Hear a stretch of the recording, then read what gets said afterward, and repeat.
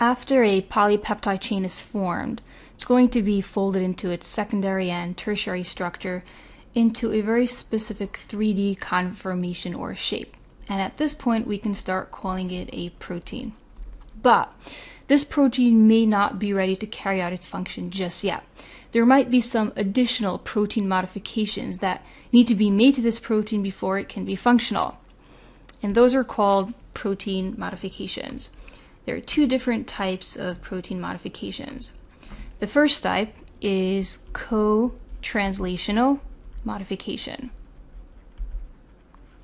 And that means that these are modifications or changes that happen to the protein, or actually to the polypeptide, while it's being translated. So let's say we have the ribosome right here, and we have a polypeptide that's being formed. So these changes are going to happen while the polypeptide is being formed. And an example of a co-translational modification is acetylation.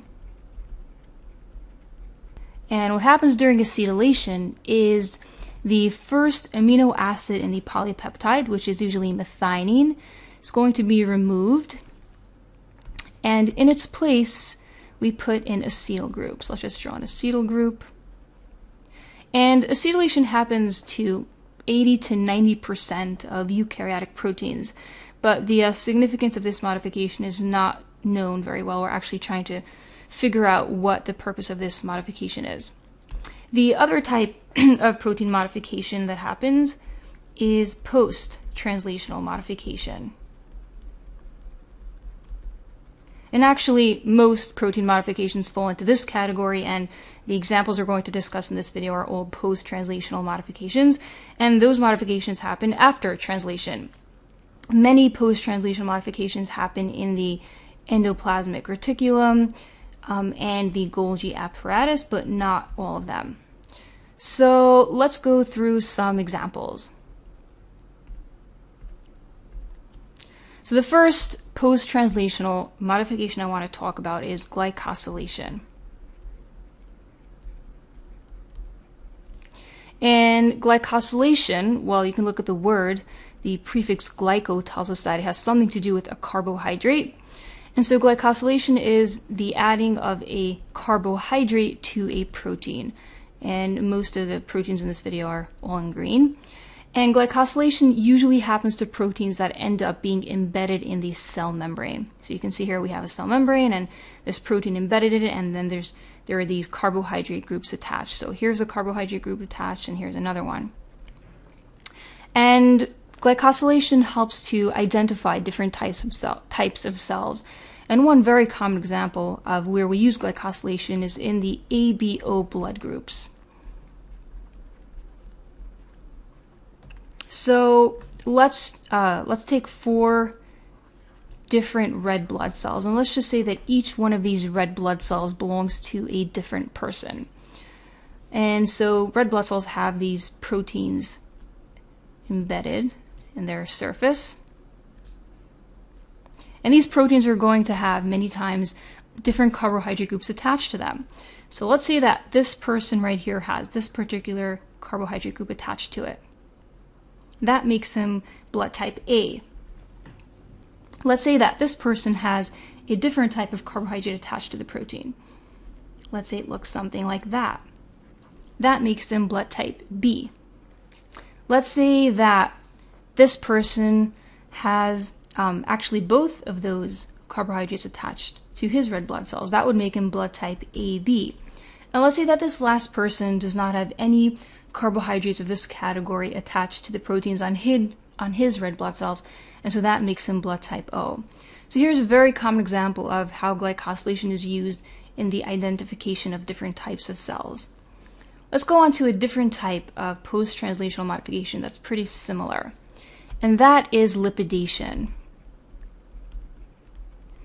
And lipidation is when we add a lipid to a protein, also a protein that's going to be attached to the cell membrane.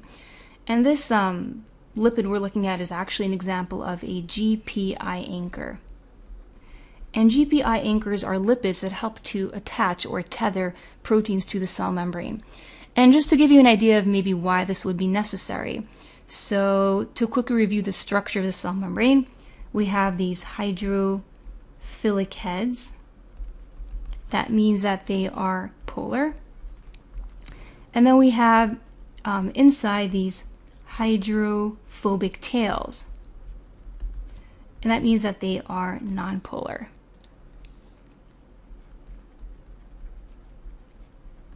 And so the protein has both polar and nonpolar parts on it, and maybe it just doesn't attach well to the hydrophilic portion of the cell membrane. And so this GPI anchor, a lipid, kind of plunges into the lipid or hydrophobic part of the cell membrane, and we know that substances that are similar, like substances that are both hydrophobic, attach very well to each other. So this lipid, which is hydrophobic, attaches very well to the inner part of the cell membrane that is also hydrophobic. And so that's how it helps to attach the protein to the cell membrane. And both glycosylation and lipidation usually do occur in the endoplasmic reticulum or in the Golgi apparatus. Let's move on to some protein modifications that have more to do with the activity or the function of the enzyme and less with the structure. So one very, very common protein modification I want to discuss is phosphorylation. And phosphorylation is basically the adding of a phosphate group to a protein or to an enzyme. And then phosphorylation comes along with dephosphorylation, is when you remove a phosphate group from the enzyme or the protein. And I'm just going to make a little bit of room over here. And so what you're looking at is this schematic diagram of the sodium-potassium pump that's found in basically every animal cell. So the sodium-potassium pump. And another name for the sodium-potassium pump, which is the enzyme that you're looking at, is the NAKATPase. And so this enzyme or protein, the sodium-potassium pump, is responsible for maintaining the proper osmolarity of sodium ions and potassium ions in and out of the cell. And so let's see how phosphorylation regulates this protein. So, and again, the proteins that you're looking at, they really all represent one protein. It's just we're going through the motions of the changes that happen to this one protein. But it's not like we have it's not like we're looking at 6 different proteins in the membrane. So here's our first step. And when you look at this enzyme, you can see that there are 3 receptor sites for a particular ion. This is the sodium ion, represented by these dark blue circles. And then there are 2 receptor sites that look kind of more squarish, and those are receptor sites for the potassium ions, and those are represented by these light blue squares. So those are the potassium ions. And so back to the first step in what's happening here. The sodium ions will attach to the receptor sites on the enzyme. And just to clarify, this is the intracellular space. So this is basically the cytoplasm. And so these sodium ions are coming from the cytoplasm, and then out here is the extracellular space, the outside of the cell. Anyway, back to our first step. So the sodium ions attach to the receptor site, and when the receptor sites are full, it's going to cause something to happen. It's going to cause an ATP molecule, adenosine triphosphate, to break down into ADP, adenosine diphosphate plus phosphate. And then this phosphate will attach itself to the protein. And that is phosphorylation. And so when this protein gets phosphorylated, when the phosphate group is attached to it, it causes there to be some sort of change in the conformation of the protein. And that change in conformation causes the protein to turn itself around by 180 degrees and face the outside of the cell. And that's what you're looking at right over here. So our protein is still phosphorylated. I know I drew it in a different place, but just, keep in mind that there's still a phosphate group attached to that protein. And then the protein releases these sodium ions into the extracellular space. So the next step is number 4, and again, we are still phosphorylated. There's still a phosphate group attached to our protein. And so in the next step, the potassium ions on the outside of the cells will attach themselves to the protein on the receptor sites. And take note, there are 3 receptor sites for sodium, but only 2 for potassium. When the potassium receptor sites are full, it's going to cause a different change to happen. This phosphate group is going to be removed, and that is called dephosphorylation. So that is dephosphorylation.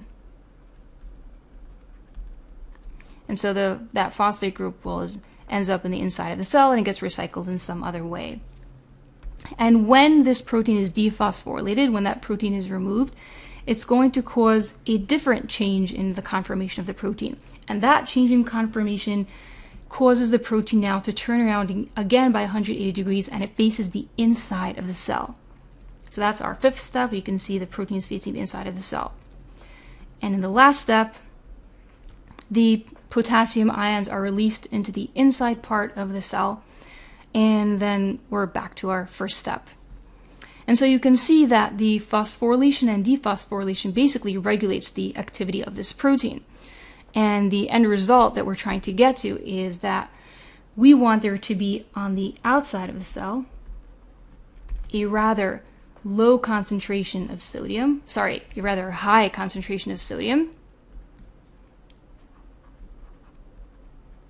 and a rather low concentration of potassium. And on the inside of the cell, we want there to be a rather low concentration of sodium and a relatively high concentration of potassium. And that's accomplished by the fact that for every 3 sodiums that are pumped out, 2 potassiums are pumped in. And so here's an example, a very common example of how phosphorylation regulates a protein. And this doesn't happen just in the sodium-potassium pump. It happens in many, many enzymes and proteins in our bodies and in cells. Let's move on to 2 other protein modifications that also have to do with regulating an enzyme or something similar to that. So the next protein modification I want to talk about is methylation. And in particular, the methylation of certain proteins called histones. And those are these green circles that you're looking at. And histones are these proteins around which DNA wraps itself. So they're found in the chromosomes and they help to package DNA in a very tight and organized manner. And sometimes histones are methylated. So let's put some methyl groups on our histones. And methylating and demethylating histones helps to turn certain genes on and off. And so here's another example of a protein modification helps to regulate activity, but in this case we're regulating the activity of genes as opposed to proteins. And another protein modification I want to bring up is proteolysis. And by looking at this word, proteo means protein and lysis means to break something down or to cut something. And proteolysis is sometimes to take a protein and activate it, we need to cut it. And in fact, the insulin has to be cut twice before it's activated. So let's cut this protein twice. And you may have actually heard of the term zymogen. And a zymogen is an inactive form of an enzyme. And sometimes the way to activate a zymogen is by cutting it. And that's proteolysis. There is one more protein modification I want to discuss. And that is sometimes we add a protein ubiquitin, to another protein. So that protein I just added is ubiquitin. And this process is called ubiquitination. And what ubiquitination does is it basically marks this green protein for degradation or for breakdown. So within a short while of being ubiquitinated, this protein is going to be destroyed and the different parts are going to be recycled. Let's just quickly review the post-translational modifications that we discussed. So we talked about glycosylation and lipidation. And those are 2 protein modifications that generally happen to proteins that end up being embedded in the cell membrane. So glycosylation was the adding of a carbohydrate group, which helps to identify certain cells, and lipidation is when you add a lipid to a protein that generally helps to anchor a protein to the cell membrane. Then we talked about phosphorylation, methylation, and proteolysis. And these all had to do with activating or deactivating an enzyme or genes. So phosphorylation was we brought the example of the sodium-potassium pump, which is basically regulated with phosphorylation and dephosphorylation. Then we spoke about methylation, which can basically helps to turn on or turn off certain genes. And proteolysis is the way in which many enzymes are activated. And the last post-translational modification we talked about was ubiquitination. And ubiquitination marks a protein for degradation, and then the various parts are recycled.